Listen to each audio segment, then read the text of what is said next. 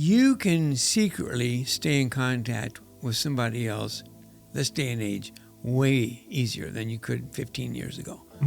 So if you've got a secret communication channel going with somebody, that's you're in trouble. Yeah. I've had guys that I've actually sent to addictive treatment programs, 30-day addictive treatment programs, who would not give up telephoning a girlfriend, just a friend. We never touch each other. We never kiss, nothing like that. But they can't let go of it because of the emotionality of it. Yeah, right. It's the emotional dependence.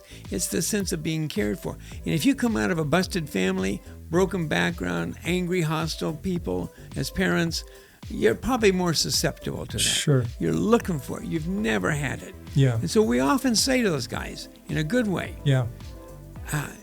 When you get into this, what you're going to find out is you never had a chance.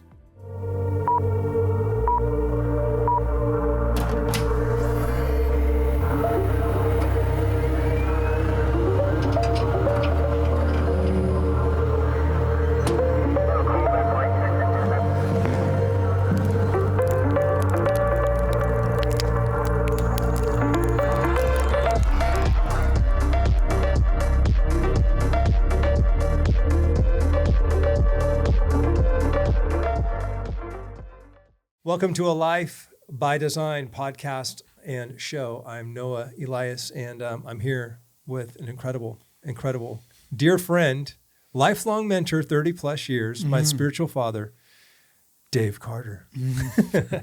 And I'm so glad that we're here together. I just could not be more excited to share with my community and everybody that's in our world what you've taught Chantel and myself, what you've taught me as a man, as a leader, but really as your global work of helping people recover from an affair, infidelity.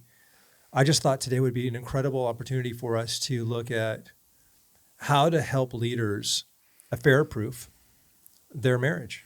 And more importantly, the leader, a guy that's out there that's leading, and protect himself. Guardrails, parameters, what you and I have talked about for the last 30 years, protocols.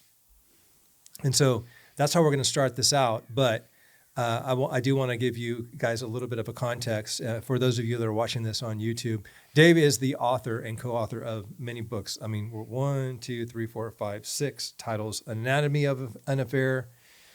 You've got Torn Us Under, Recovering from an Extramarital Affair, Close Calls, What adulterers want you to know about protecting your marriage. Incredible. Steps to a New Beginning.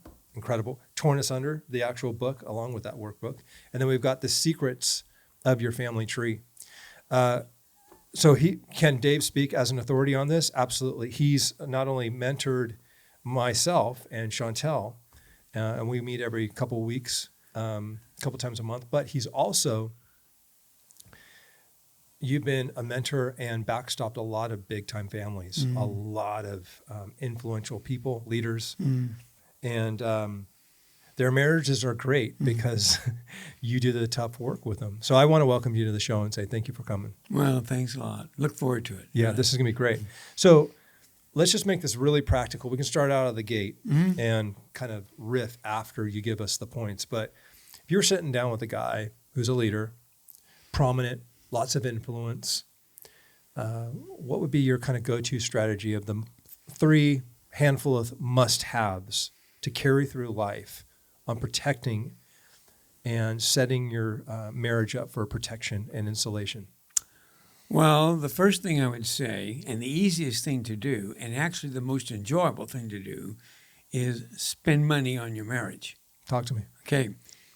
Too many times we divert funds to shoes, refrigerators, whatever else going on that's necessary in the family life. We had 4 kids. I understand. My wife had a career as a teacher. Yeah. And there's just never enough. I don't care how much you make. Yeah. So you got to focus on spending money on your marriage. Invest in your marriage. Yes. Okay. And that means you too, not just you and the family, you and your spouse. Okay. Just getting back to what it was like in those days before children came into your family. Mm-hmm. So doing what you like doing best, doing more of it, more often. It's money wisely invested. I just can't say it any more ways, I think, than that. It's, I can tell you pretty much my story in the sense with working with these couples, in the sense that people get in trouble when they stop doing best. Okay? So best means what you started out doing well together. So that's your best stuff.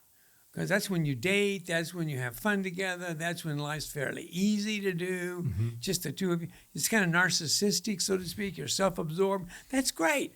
You still need those kind of moments where you're just, you don't think of anybody or anything other than the two of you. Interesting. Okay. Because that's when your brain kicks in to reinforce through all kinds of chemicals. Oxytocin, endorphins, adrenaline, just it kicks in and refreshes that. Mm-hmm. And you go home and say, we got to do that again. Oh, yeah. Totally. So, so that would be one of them. Invest in your marriage. And one of the things that I when I'm coaching my guys is tell them, and you and I talked about this, it's pretty funny. You can spend $250 a week on marriage counseling. Or on date night. Yeah, exactly.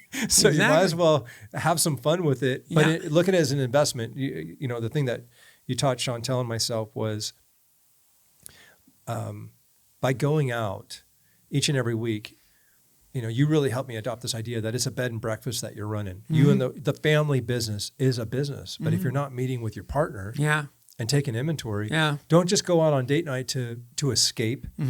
Go out on date night to invest. So look at it as this is time to invest, to ask the questions. What do you need? How can I help? What do you want more of, less of? What fat do we need to trim? What's making your dreams come alive? What's making them die? You know, that sort of stuff. So, I mean, sometimes it's don't leave your underwear around, and other times it's bigger stuff, right? Right. But you taught us that very much. Take inventory, but take it often. The other thing I would say, and you never know until the kids get old enough to date and become engaged, et cetera. But you're setting a model. They're watching. Kids, especially adolescents, they're hormonally attracted to marriage. And so they're looking, what's the model? Modeling is the most powerful behavioral determinant known to man. So you're setting in front of your kids a standard, a behavior, a practice that will stand them in good stead for years. So the investment... you know, going out, investing in the marriage, date night, modeling it.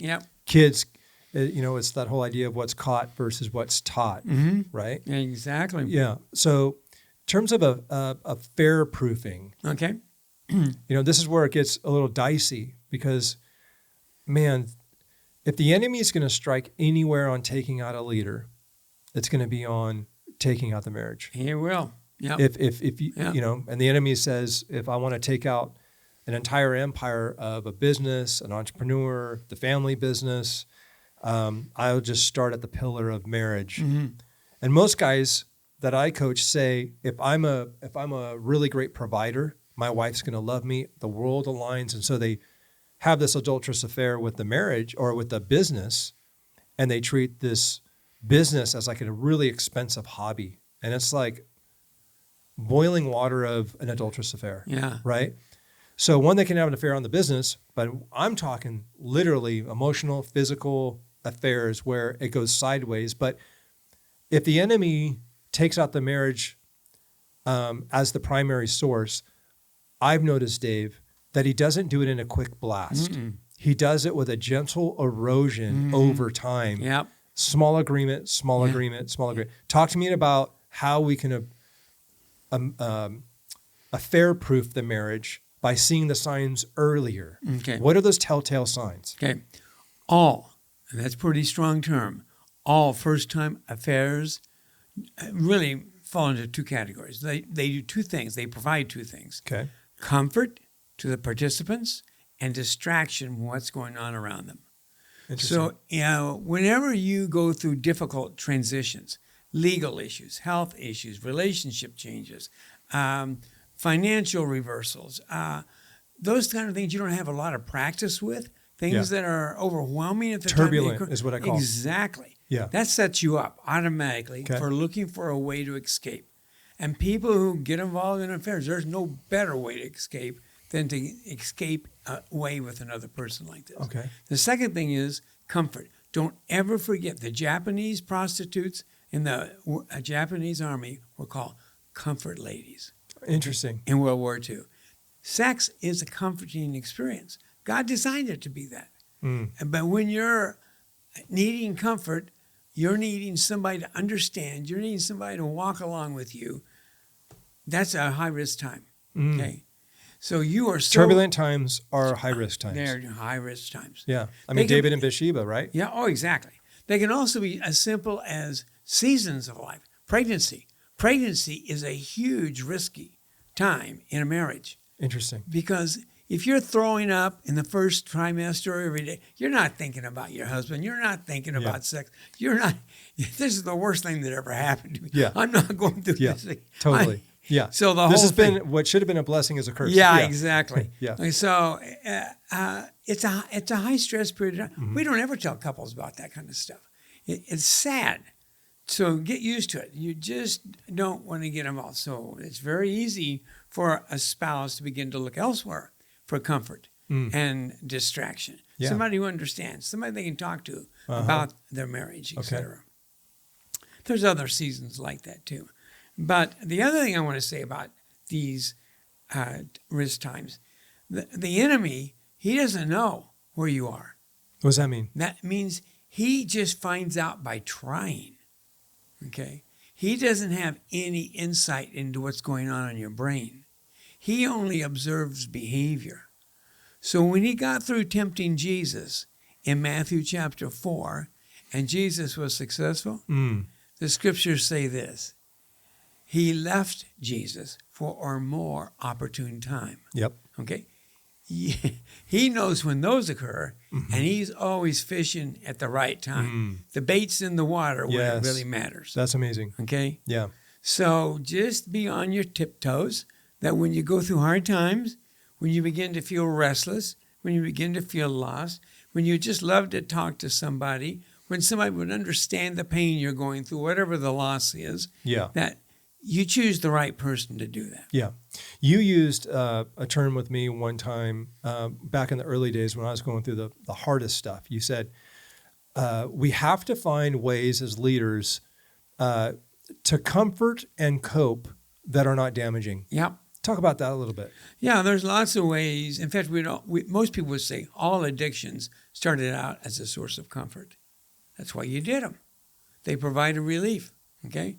But eventually they became the problem because you relied on them too heavily. Interesting. And needed more out of them than they could provide. And the very behavior that you repeated it, looking for more of it that you were losing, that when it becomes an addictive problem. Awesome. So all good things that are mood altering, and that's the key word, mood altering, can become addictive. Okay, talk about that a little bit, because that might be a little subtlety, even if it's a good thing. Okay.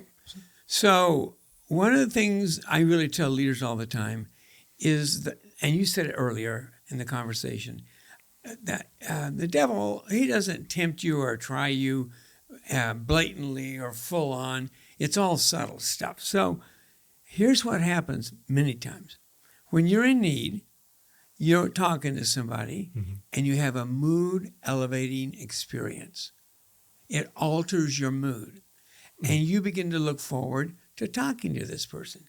You might even plan on having coffee with this person. This person alters your day. It brightens your life. It's mood altering. You have to be very honest with yourself. Now, I've got a lot of female friends I work with, in numerous areas, okay? Some of them even help me edit these books. Okay? But the point is, they're not mood-altering experiences. I mean, I'm happy to see them, but I don't get in trouble with them, because here's what happens next. After it's mood-altering, then you begin to share more on a personal level rather than a professional level. Well, and you said something key that was like, you're sharing more with them than you would your spouse. That's right. You begin to share more with, you begin to look forward to sharing with them more. And it becomes very personal, what's going on inside of you versus staying on what's outside of you. And that begins to have a real impact. That's really good. Then you begin to cultivate it. You begin to hide it. You knew if your spouse was would be upset about this. So you hide it. That's good. And you lie about it and you grow it. And it becomes a secret stash. And we're just friends. It's like hiding the candy. It is. Awesome. Okay. Do you believe that men and women can be friends? I do. Why? But they have to be on guard, I think, all the time. It's like a high alert. risk. Yes. It's Stay a alert. high risk endeavor. Okay. Because you're only half the equation. The other half is the person you're talking to. And you have no idea what they bring to the table that day. Yeah, and you don't know what they're thinking. That's exactly. So never underestimate Yeah. the power of what somebody else could be thinking. Always err on the side of it's alert. Yeah, that's right. Okay, excuse me, but does that rob the joy? Does Of the that rob it friendship? all? I think it actually shows respect. It does. Like I've used the line, hey, out of respect for Chantel, I prefer to do a group text. Or out of respect for Chantel, I won't ride in the car alone. Yes. Or, you know what I mean? That's right. Good. I'm all for that. Okay. Yeah. It- I'd rather err on the side of caution Yeah. because you never know what the other person might be reading. Exactly. That's good. Yeah. So, and it might mean too much to them. The nice, kind gesture, bringing them a cup of coffee, means too much. Well, you don't ever know Interesting. that until it's too late. Okay. Yeah. So when do you find most guys coming in the door for you? Well, most of them come in the door to see me after the affair. Yeah. How do we keep that from happening? Yeah. We talked about some of it. Yeah. But what would be your daily protocol? Like what would be your go-tos as like a checklist when it comes to the opposite sex in my workplace environment, in the way that I operate, social media, et cetera? What's kind of like your go-tos? The antennas are always up. Anything that has emotional content belongs in your home or in your therapist's office. It doesn't belong with a member of the opposite sex. Anything emotional. Anything emotional, meaning you're sharing what's going on in your heart. That builds a bond. That builds a caring approach. Of course, that person's not going to be mean and tear you up. They're going to care for you. Humans are pretty decent people that way sometimes. Okay, but if it has emotional content, it give me an example of how much might be too emotional versus emotional. How you're feeling about your wife. That would definitely. Gosh. You're married. That definitely is over Yeah, the line. that's a tell. All how you're feeling about your job. Even you're on this hamster wheel and nobody just. You're almost using them like a therapist. It sounds like. Exactly. You are. Okay. Again, comfort. Yeah, comfort and distraction. Just say those two words to you. When you need comfort or distraction, combination usually, that's a risky period. So it's run, Bambi, run. yeah, no joke. Okay, so that's one of them. Anything else that comes to mind is in terms of alert, stay alert, outside of emotion being a part of what's in the home versus out of the home? I think some good habits make life easier, always. So having good habits about not getting too close to the edge, having good habits, like you say, where you don't ride in the car with somebody. Sure. Good practices that become automatic. You don't have to think about them, or you don't have to scale them down so that you can justify doing them. Or right. You've got the habit, the barriers, they're called boundaries. Yeah. Okay? Yeah. But you're also right when you said earlier, Noah, that they can boundaries can be shredded by grains of sand. That if the of themselves would not have any kind of effect upon you at all, but clustered together under strong winds of emotionality, they'll wear you down. They'll wear the boundaries down. Okay. Any example of that? Where you find yourself doing things you said you would never do. In fact, everybody that has an affair or betrays a spouse sexually will say, I would never have thought they would have done it. In 1,000 years, that would have been the last thing. Well, you were strong at that time. That's why you thought that way. Yeah, right. But the devil knows that life is cyclical, and he's going to continue to check in, see how you're doing. Yeah. Look what he said about Job. Yeah, little by little, Yeah. over time, a little agreement.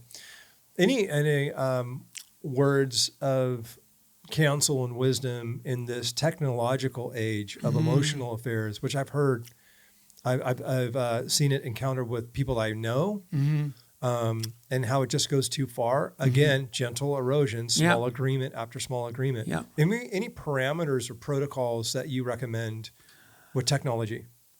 You can secretly stay in contact with somebody else this day and age way easier than you could 15 years ago. So if you've got a secret communication channel going with somebody, that's you're in trouble. Yeah. I've had guys that I've actually sent to addictive treatment programs, 30-day addictive treatment programs, who would not give up telephoning a girlfriend, just a friend. We'd never touch each other. We'd never kiss, nothing like that. But they can't let go of it because of the emotionality of it. Yeah, right. It's the emotional dependence. It's the sense of being cared for. And if you come out of a busted family, broken background, angry, hostile people as parents, you're probably more susceptible to that. Sure. You're looking for it. You've never had it. Yeah. And so we often say to those guys, in a good way, Yeah. when you get into this, what you're going to find out is you never had a chance. Oh, yeah. You were preconditioned, Yeah. but you didn't have to agree to do it. Okay. Okay. No, that's good. Okay. Yeah. It's interesting as I look back on our 24, 25 year marriage. You saved our life with date night. Mm. And permission to, like, if you're going to go broke on anything, go broke on your marriage of investment. Yeah. But the whole idea of just really treating your wife as your number one client. Yeah. And the investment like crazy, because here's what I've noticed almost in every discipline and parameter in life. I really do feel like the majority of the coaching practice that I work with is helping leaders overcome and become masters. That's really the art. If 98% of life is hard and overcoming, what if you became a master at overcoming? Mm-hmm. You know? Yeah. You know, it takes a lot of work. One of the biggest ways to do that is similar to what Cal Newport wrote in Deep Work, and he calls it like your emotional reserve tank, right? Willpower is what he calls it in his book for creating deep, high quality work. So if you wake up in the morning, you got a ton of willpower because you're filled up from the night. Like, you wake up, now I'm going to go write, you're going to do your book writing or whatever focused work. And you start out in the morning, but every time a distraction or an interruption or an alert or a notification comes through, it takes that willpower reserve down a little bit because you had to ward it off. So you're doing this. So this, every time you keep something out, right? Every time you keep something out, it takes down your willpower and your reserves. Your work through our 24-year marriage showed that date night, and I'm going to illustrate this in a second, date night was really topping off reserves. Because by the time the next 7 days rolls around, you could be getting down to low. But when it brings the intimacy back up, this is what I'm getting at. If your stomach and your heart and your soul with your spouse is so overflowing full, like, dude, I had a meal and I'm full, I'm packed, right? You're not hungry for anything else, right? Yep.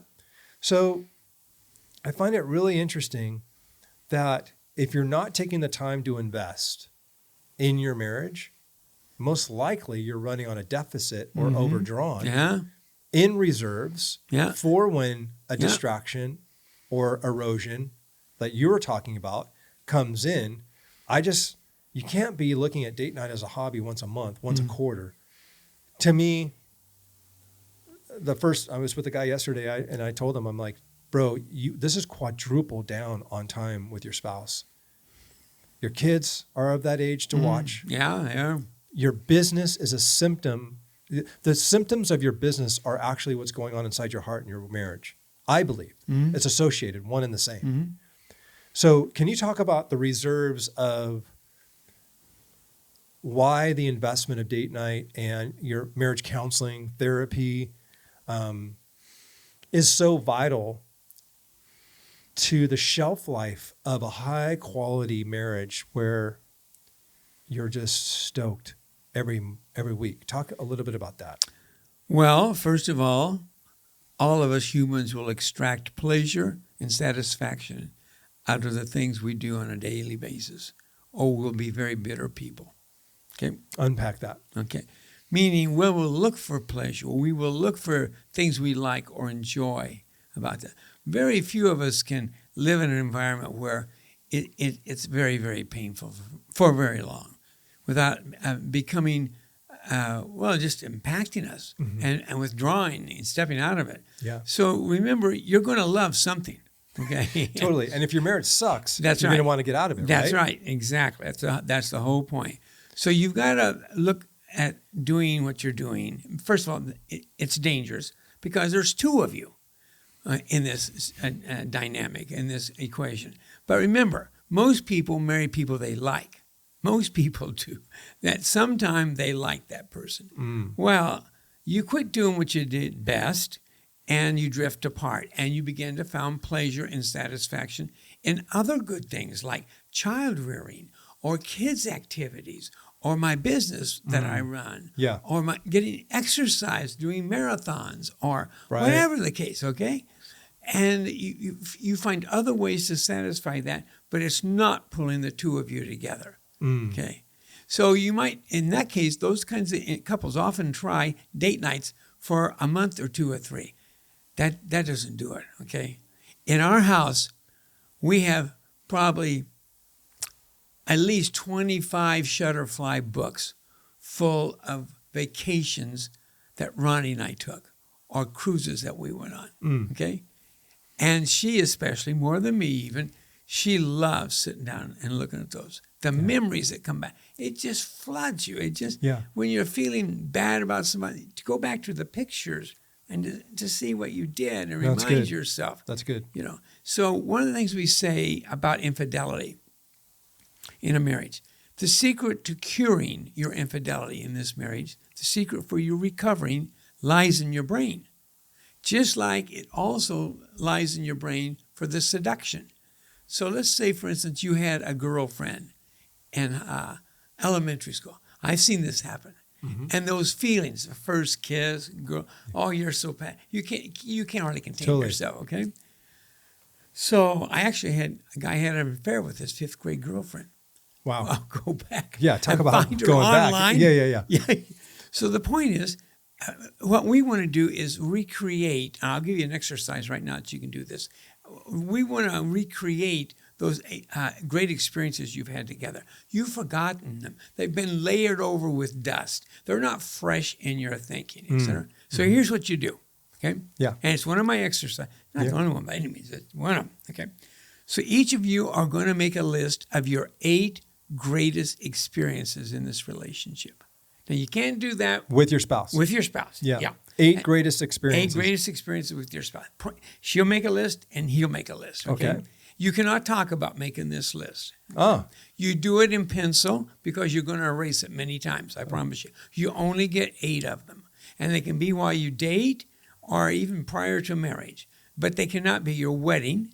They cannot be the birth of your babies. Or they cannot be anything what you did with another couple or with the kids. It's just the 2 of you. Okay? Like epic. Okay? You make a list of 8. Okay. When you have your list done, each one of you, you get together and share them. Most couples, even those who are recovering from infidelity at this point, most couples will have somewhere between 3 and 5 that match. Wow. Yeah. So you start, let's say you got 4. She gets 5, he gets 6, she gets 7, he gets 8. You need to do more what that list says. Interesting. Okay. Because it will generate fabulous reaction emotionally in your brain. Oh, I see. On a cognitive level, like an imprint. And yes, it's stored up in your brain. You just forgot about it. Okay? So we're going to call it to the forefront of your thinking. Yeah. And you're going to talk about this. And you're going to repeat it. If it was at a Big Ten football game, for instance, on a wonderful October day, perfect weather, we were college students, crazy about each other, couldn't wait to get our hands on each other, wanted to get married right away. Okay, you're going to go back to that stadium in that October weather, playing that same team, and you're going to relive that experience. Yeah. Okay, I've gotten calls from all over the world. Really? Oh, you don't have to call me, but I've gotten calls from all over the world. People doing one of their 8 greats. Oh, that's amazing. It's just, One of their 8 greats. One of them. Oh, man, I love that term. Yeah. One of the 8 greats. Yeah. Okay. That's powerful, man. Oh, it is. Life is hard enough, especially when you got dual careers and you got kids that don't always cooperate with you, and you have to love them through all that stuff, and they're learning to live life and making mistakes in your home, which most embarrassing. But the point is, better here than somewhere else. No, totally. Yeah. That's wonderful. Any other, one of the 8 greats is huge, but any other protocols that you'd use on a preventive, please? Sure.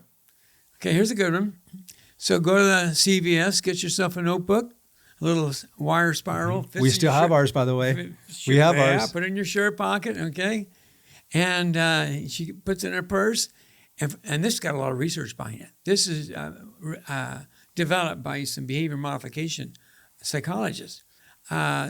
You, each one, wake up every morning with the idea of finding, observing, recording something you like about your spouse at the top of a page.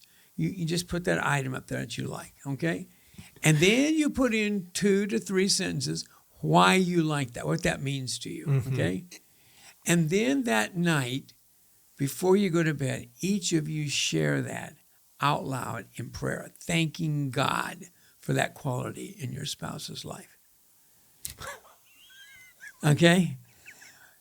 Noah, most of us are starved for affirmation. Agreed. And accommodation and recognition, and we're starved. Yep.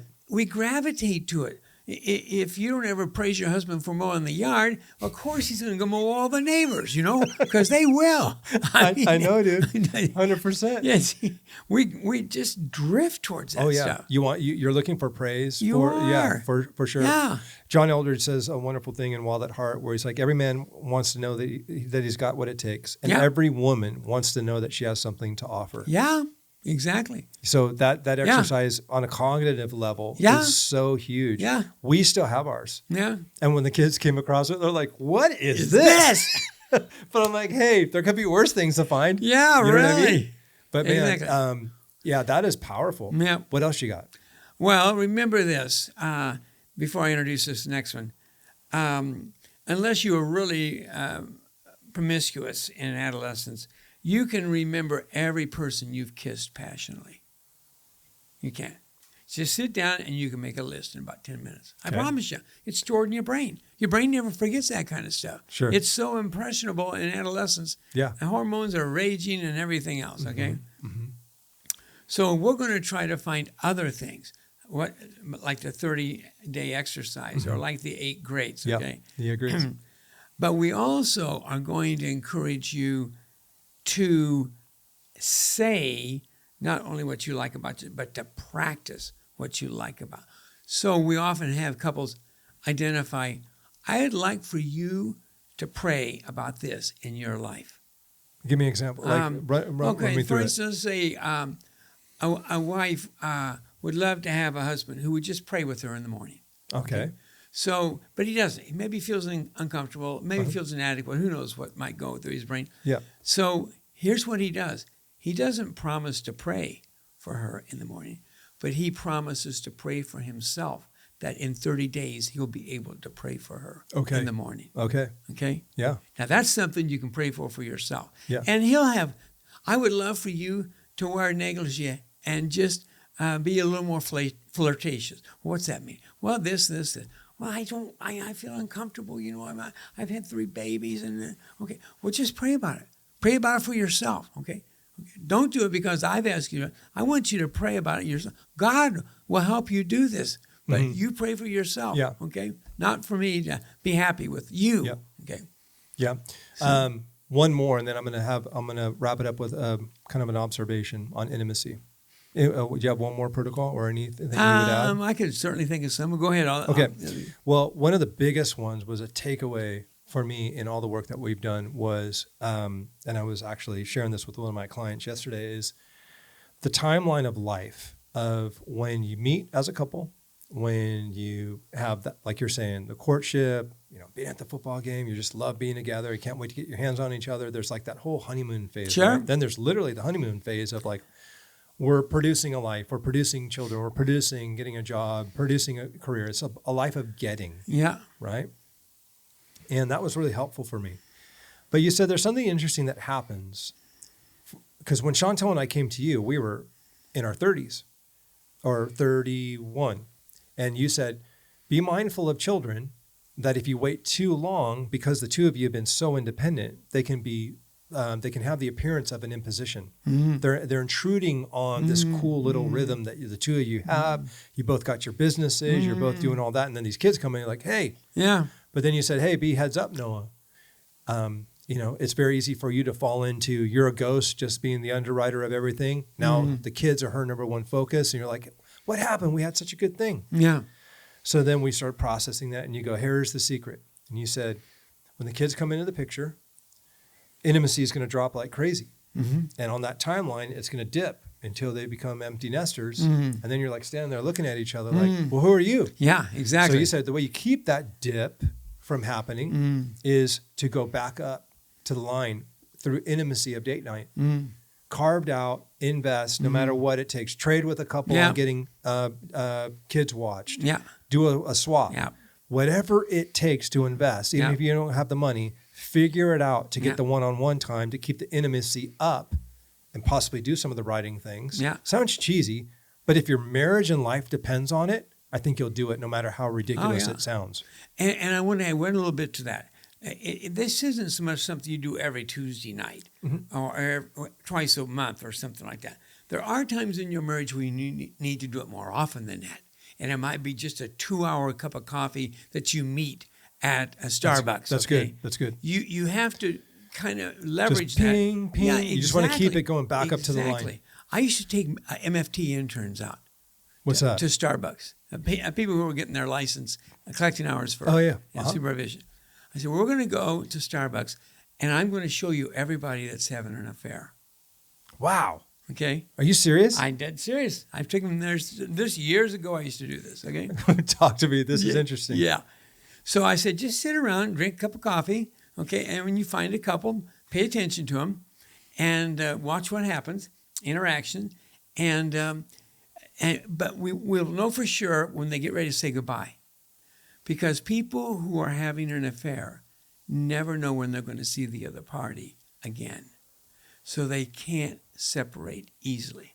They walk away holding hands. They maybe leave their car and walk back to the other person's car. Wow. They lean in the door and kiss the person goodbye. That's fascinating. Yes. All these people have no idea they're being evaluated. Wow. So, because when you're married, the tendency is when you got to part ways, you go. Yeah, you're relaxed about it. Yeah. Wow. But so that was kind of a fun thing. And it probably was maybe 50-50. Who knows? But the point was they had a great time looking at it. That's amazing. Yeah.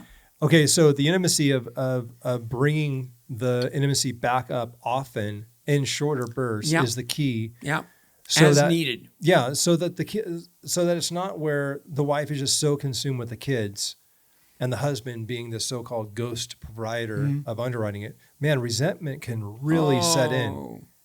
It sets in hard. Yeah. I feel like couples can lose themselves. Would you agree? Oh, I think they can. And so they focus again on what brings pleasure and satisfaction, which is outside the marriage. Actually, is outside the family even.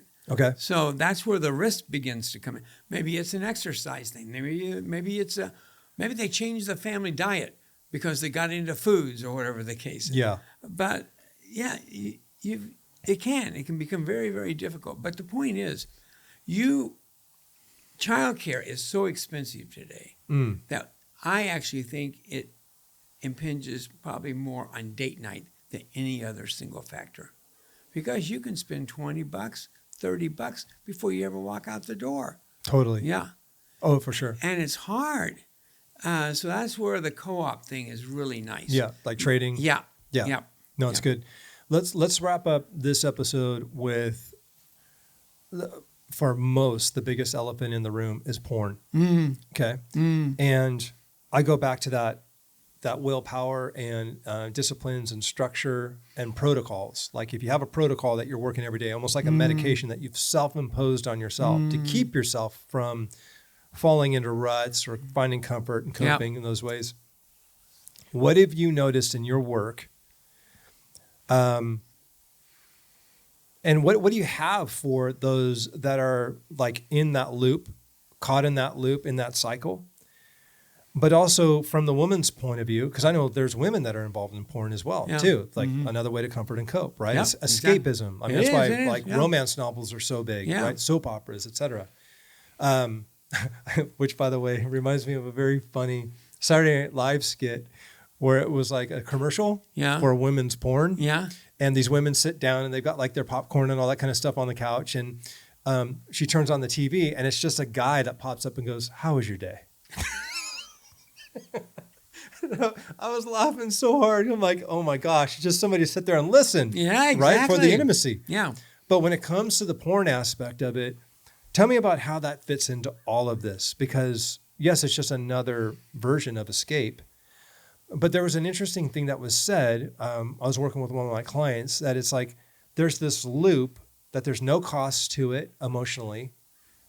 Is it because, why is it that is one of the strongest ones? Sex is one of the strongest. But why is that this one is such a hook that it gets so embedded? And why? What's the source? Okay.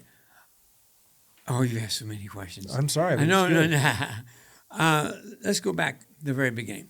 When I see a wife whose husband is caught up in porn, I'm interested in some questions about how long he's been addicted to it or been a heavy user of it. Okay. And because what we usually find is somebody who is abusing it has a long history, goes clear back to adolescence. Okay. And they use it to bring solace to themselves in a tension-filled family with conflict and anger and hatred and everything else. Or it's a reaction or a response to being molested or taken advantage of. You know, I'm always looking for some kind of contributing factor because I want to tell that wife, this is not about you. You didn't cause this, you can't change it, and you can't cure it. Okay? So this is his issue to work on. You could not be sexy enough to keep him from looking at porn. Okay? You can't do it. Interesting. Okay, good. So that's something he has got to work. So treat it like an alcohol addiction, for instance. Okay. So I often send these wives, in this case, or guys, as necessary, to Al-Anon. Al-Anon is a recovery process, so to speak, for spouses who are living with or choose to live with an active drinker. Yeah. Okay. So you'll learn a lot about letting go. You'll learn a lot about what it's going to take for you to survive in this kind of environment. Yeah. But this is not about you. It's taken on a life of its own.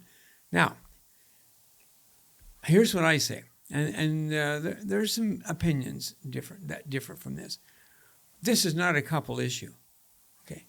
It becomes a couple problem, but it's not a couple issue. So you can have the best marriage in the world and porn can still step in. So it's not preventive.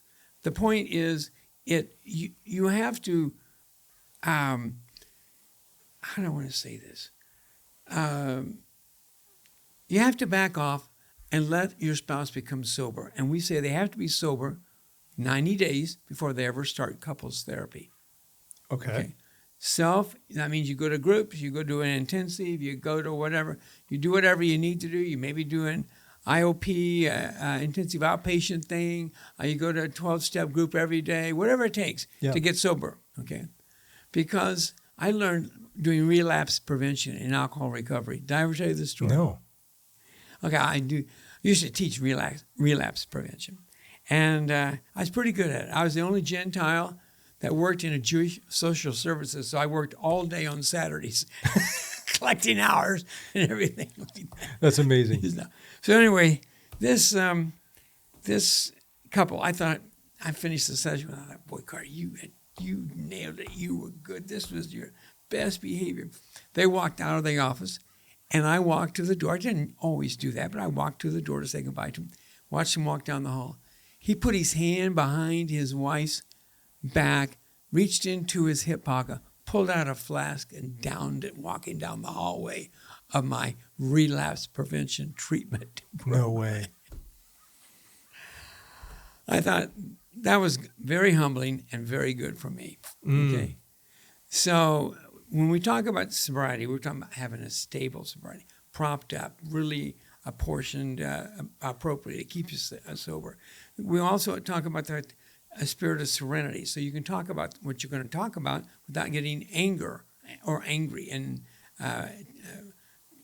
trashing the marriage, etc. A spirit of humility. This is something I brought into it. This is not your fault. You didn't make me do this, etc. Mm-hmm. So you get those components in place first, and then you can start dealing with the couples. Okay. But I love that idea that it's not a couple issue. It's not. It's a couple problem, but it's not the couple issue. Yeah. It's a singular issue. Yeah. And there's a much bigger thing that's going on. Yeah, that's right. Which then you can detach the emotional attachment of like, I caused this, I created this, or whatever. Yeah. You could be like, no, man, this was like a festering wound that was brought into the marriage way prior to you even coming on the scene. That's right. That's usually the way it works. Okay.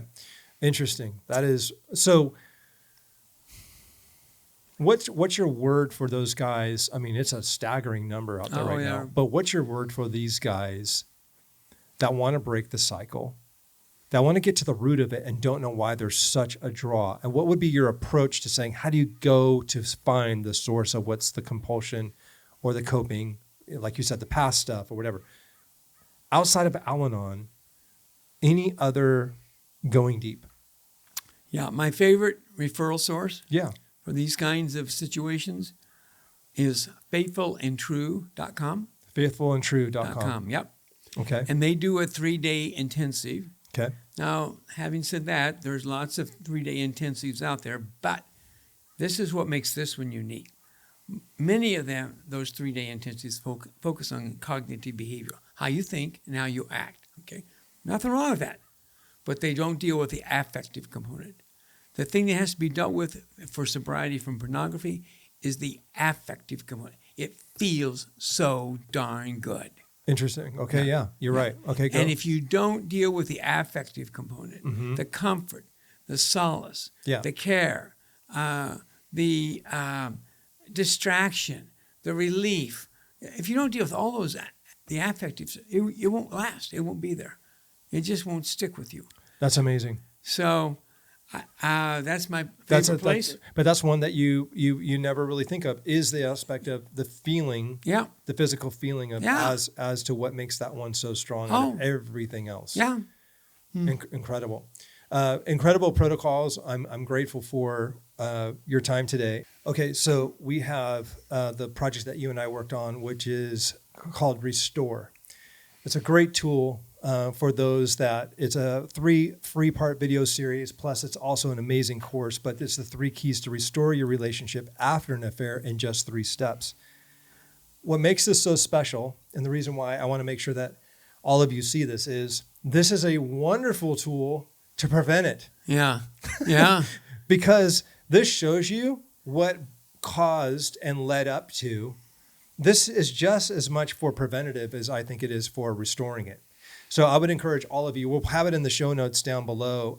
You can check it out. This is a free 3-part series that you can check out. Wonderful. Based on the book Torn Asunder that Dave was a part of writing, which is fantastic. And it is so packed full of incredible tools and resources that you're going to be able to dive deep on. But I would just recommend, if your marriage is your number one asset on earth, I can't think of anything better than to draft off of your teaching to ensure, as insurance, I mean, you got health insurance, life insurance, all of that, but to really make sure that you are insuring your marriage and the vitality of it, and that you are that you're set. You know what I'm saying? Yeah. So, I want to encourage everybody, go check out the link down below. But any thoughts that you have on that for those that are looking to check it out, and what the takeaways could be for them? You know, there's no perfect solution in this life, but this is certainly as close as you're going to get to be as thorough as you can be. Yeah. That's the big thing. You know? Well, and the fact that they can take it online at their own pace. Yeah, exactly. I think is wonderful. I really appreciate you coming today. Oh, thanks for investing in our family and our marriage and showing us what's possible. We love meeting with you and Ronnie we do Christmas dinners all the time. Yeah. We do Dave and I do monthly lunches together, and you've shown what's possible if you're willing to put the reps in. Yeah.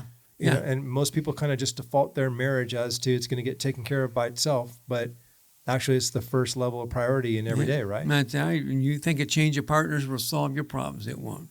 Right. That's wonderful. Any parting words as we wrap up? If you thought it was worth putting together, then it's probably worth putting together again. And if you make it through the second time, the recovery process, you will have a story to tell that is so desperately needed in this culture. Kids have to learn this message every time in their own generation because their parents never shared any benefits from going through the hard stuff. Yeah. And I do want to make sure that we do touch on this before we go, though, is what is the condition that it's unrepairable?